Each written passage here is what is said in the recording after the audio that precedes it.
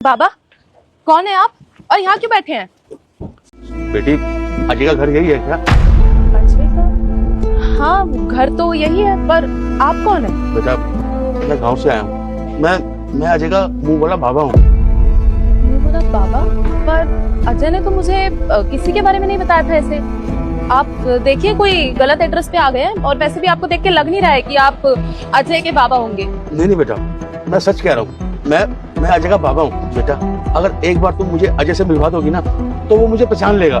देखिए बाबा, सुबह सुबह आपको मजाक करने के लिए और कोई घर नहीं मिला क्या, जो आप यहाँ पर आ गए? मैंने आपको बोल दिया ना कि आप अजय के बाबा नहीं हो सकते। अरे अजय का घर देखिए और आप खुद की हालत देखिए। नहीं बेटी, मैं सच कह रहा हूँ, कसम से। वो मुझे देखते ही पहचान लेगा। बस तुम मुझे एक बार मिलवा दो अजय से। ठीक है, मैं मिलवा देती हूँ आपको एक बार। आइए आप। हाँ,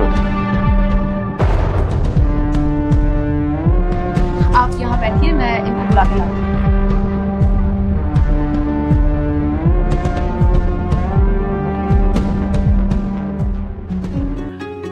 बाबा, आप जीते रहो बेटा, खुश रहो। बाबा, आप गांव से इतने सालों के बाद सब ठीक तो है ना? बेटा, तूने मुझे पहचान लिया। मैंने सोचा कि शायद तू मुझे भूल गया होगा। मैं आपको कैसे बोल सकता हूँ? और आपके पुराने नंबर पर मैंने कितनी बारी आपको फोन किया, कभी फोन लगता ही नहीं है। जब भी फोन करता हूँ नंबर हो पाता है। और आप बताओ, आपका यहाँ पर आना कैसे हुआ? बेटा, तुझे तो पता ही है, मेरे 2 बेटे थे, 2 बेटियां थी। बड़ा भरा परिवार था, हंसता खेलता। दोनों बेटियों की शादी की बड़ी धूमधाम से। बेटों को पढ़ाया लिखाया, पाला पोसा, इतना बड़ा किया।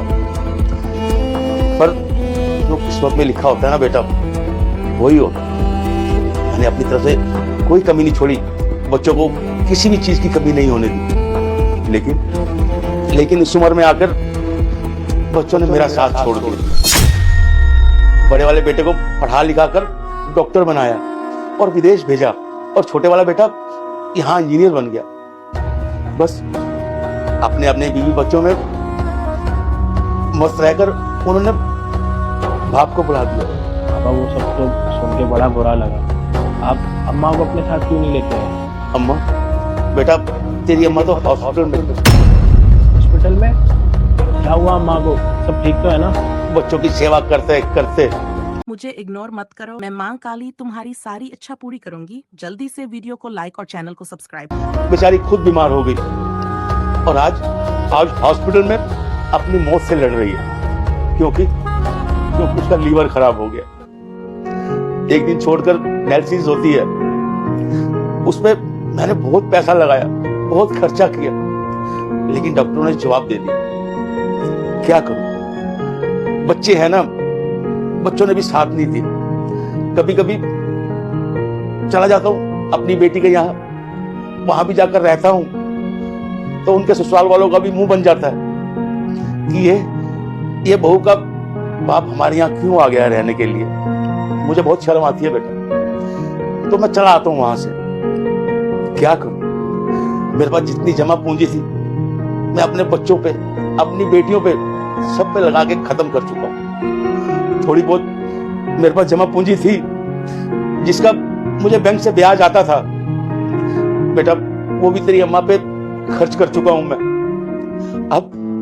अब नौबत ये आ गई है कि मेरे पास पैसे नहीं हैं, पर मैं तेरी अम्मा को बहुत प्यार करता हूं। कोई साथ नहीं देता मेरा, ना बच्चे ना बेटियां। सोचा कहां जाऊं, मैं तो खुद मरने के लिए जा रहा था, लेकिन बेटा फिर ना तेरी याद आई। मैंने कहा अजय के पास जाता हूं, शायद वो मुझे पहचान ले। तो बस बेटा, गांव से ना मैं यहाँ आ गया तेरे पास। बाबा, आप 1 मिनट बैठो, मैं अभी आया।